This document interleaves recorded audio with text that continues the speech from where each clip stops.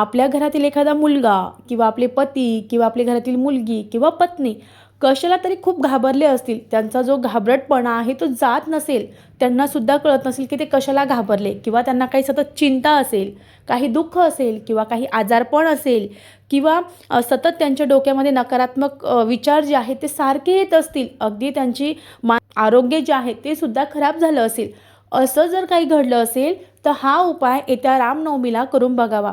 अतिशय प्रभावी उपाय आहे. काय करावं? दुपारी 12 नंतर आपल्याला केव्हाही हा उपाय करायचा आहे. देवाच्या समोर बसायचं आहे की प्रभू रामांना स्मरण करायचं आहे, नमस्कार करायचा आहे, दिवा लावून घ्यायचा आहे आणि अगरबत्ती लावायची आहे. त्यानंतर आपल्याला पंचरंगी धागा जो असतो तो घ्यायचा आहे आणि त्यानंतर तुम्ही कुणाला बांधणार आहात तेवढा लांब तुम्हाला तो धागा घ्यायचा आहे आणि त्यानंतर आपल्याला रामरक्षा स्तोत्राचं पठण करायचं आहे.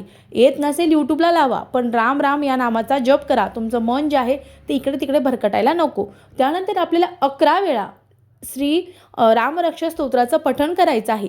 एक वेळा रामरक्षा झाल्यानंतर आपल्याला त्या दोऱ्याला एक गाठ बांधायची आहे. त्यानंतर दुसरी रामरक्षा झाल्यानंतर दुसरी गाठ बांधायची आहे. तिसरी रामरक्षा झाल्यानंतर तिसरी गाठ बांधायची आहे. अशा आपल्याला 11 गाठी बांधायच्या आहे. त्यानंतर तुमच्याकडे रामाचा फोटो असेल, रामाची मूर्ती असेल, त्याच्या चरणाला ते लावायचं आहे आणि ज्याही व्यक्तीला मी आत्ता सांगितलं, जो आजार असेल किंवा काही घाबरली असेल, सतत विचार करत असेल, नकारात्मक ऊर्जा असेल, त्या व्यक्तीला त्या दिवशी लगेच हातात बांधून द्यायचं आहे. 100% श्रीराम प्रभू त्यांची रक्षा करणार आहे. ते ज्याही आजारात असतील तो आजार त्यांचा लवकरात लवकर बरा होणार आहे. अतिशय प्रभावी उपाय आहे. निश्चित करावा. श्री स्वामी समर्थ. जय जय स्वामी समर्थ.